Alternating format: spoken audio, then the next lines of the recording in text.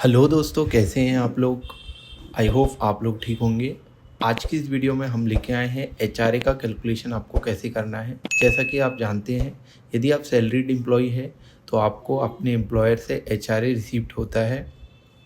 वो आपको क्यों होता है? क्योंकि आपके पास खुद का घर नहीं है या जिस सिटी में आप जॉब करते हो उस सिटी पे आप रेंटेड प्रमाइसेस पे रहते हो, राइट। तो इस कंडीशन में आपका एम्प्लॉयर आपको कुछ एचआरए मतलब हाउस रेंट अलाउंसेस आपको देता है, जो आपकी सैलरी का पार्ट होता है, करेक्ट। तो उसका जब इनकम टैक्स का रिटर्न फाइल करते समय हम उसमें कितना अमाउंट एग्जेम्प्टेड है उसका कैलकुलेशन कैसे करना है हम इस वीडियो के माध्यम से देखेंगे। तो चलिए शुरू करते हैं वीडियो। तो दोस्तों, एचआरए हाउस रेंट अलाउंसेस के लिए क्लेम करने के लिए सबसे पहले एलिजिबिलिटी क्राइटेरिया ये होना चाहिए कि आपका जो हाउस है वो रेंटेड होना चाहिए। रेंटेड है तो आपको उसमें रेंट रिसीप्ट या रेंट पेमेंट की जो रिसीप्ट आपके पास होना चाहिए। रेंट एग्रीमेंट आपके पास होना चाहिए। आप अपने मॉम डैड से भी रेंट एग्रीमेंट बना के रेंटेड दिखा सकते हो, कोई प्रॉब्लम उस पर नहीं है।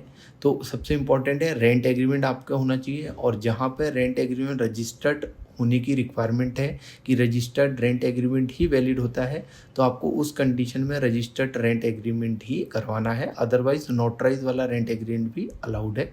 तो rent agreement plus rent receive आपके पास होनी चाहिए, ऐसा प्रूफ। और पेमेंट का प्रूफ आपके पास होना चाहिए। अब बात करते हैं कि हमें एचआरए का कैलकुलेशन अपनी इनकम टैक्स रिटर्न में कितना मिलेगा या कितना डिडक्शन मिलेगा, उसकी डिडक्शन का कैलकुलेशन हम कैसे करेंगे। तो फॉर एग्जांपल है अपने सामने कि लेट से आपका यदि बेसिक पे 88,000 रुपीज़ है, एचआरए आपको 44,000 रुपीज़ मिलता है, अदर टैक्सेबल अलाउंसेस आपके 77,000 है। पर मंथ आपकी सैलरी बनती है 2,10,000, एनुअल बनती है 25 लाख रुपए। तो आपका पीएफ पर मंथ कटेगा 10,618 रुपये, प्रोफेशनल टैक्स कटेगा 200 और टीडीएस कटेगा 38,404 रुपये। ऐसा करके नेट पेबल आपका 1,61,000 रुपये मंथली आएगा। अब हम एचआरए का कैलकुलेशन कैसे करेंगे। एचआरए क्या बोलता है? एचआरए बोलता है कि you can claim a exemption least of above below 3। मतलब इन 3 कंडीशन में जो लीस्ट अमाउंट आएगा या जो सबसे कम अमाउंट आएगा वो अमाउंट आपको एज अ एग्जेम्पशन क्लेम कर सकते हैं। जैसे पहला क्या है इसका कंडीशन कैलकुलेशन करने की, एचआरए रिसीव्ड फ्रॉम एम्प्लॉयर, मतलब कितना अमाउंट आपने एज एन एचआरए रिसीव किया है आपके एम्प्लॉयर से, वो amount plus rent paid. Let suppose मैंने इस कंडीशन में लिया है कि मैंने रेंट पेड किया 40,000 रुपये पर मंथ और -10% of basic salary plus DA. मतलब मेरा बेसिक कितना है, डीए है, दोनों का प्लस उसका 10% माइनस एक्चुअल रेंट पेड, जो अमाउंट आएगा वो अमाउंट।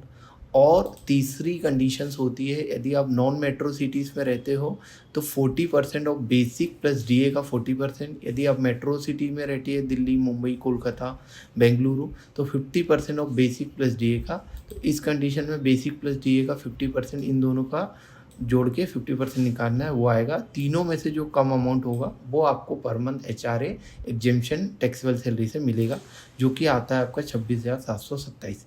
इस प्रकार से आप एचआरए का कैलकुलेशन परफॉर्म कर सकते हैं, जो एचआरए आप अपने इनकम टैक्स रिटर्न में एज अ एग्जेम्पशन क्लेम करेंगे, ठीक है। क्योंकि मिला तो आपको इतना है पर पूरा एग्जेम्प्ट नहीं होगा, उसमें से आपको ये कैलकुलेशन परफॉर्म करके देखना होगा कि कितना एग्जेम्प्टेड रहता है। कंडीशंस क्या है मैंने ऑलरेडी बता दिया है, जैसा कि एचआरए का रेंट एग्रीमेंट रजिस्टर्ड या नोटराइज होना चाहिए, रेंट पेमेंट का प्रूफ होना चाहिए और रिसिप्ट होना चाहिए, ठीक है। ये कंडीशन हो गई। तो बाकी सब तो कैलकुलेशन है कि सैलरी कैसे हम कैलकुलेट करते हैं, टैक्सेबल सैलरी क्या है, स्लैब रेट क्या है, यदि ओल्ड और टैक्स ओल्ड, हाँ ये आपको डिडक्शन सभी मिलेंगे जब आप ओल्ड रिजीम पे हैं। स्टैंडर्ड तो 50,000 है ही है। तो इस प्रकार से एचआरए का कैलकुलेशन परफॉर्म होता है। तो आई होप आपको ये वीडियो पसंद आई होगी, और वीडियो पसंद आई है तो इसे लाइक शेयर सब्सक्राइब कीजिए। और एचआरए का कैलकुलेशन से रिलेटेड जो थियरी है मैंने लिंक पे दिया है, आप चाहे तो उसे भी रीड आउट कर सकते हैं। Thank you so much for watching this video and please subscribe the channel. Thank you.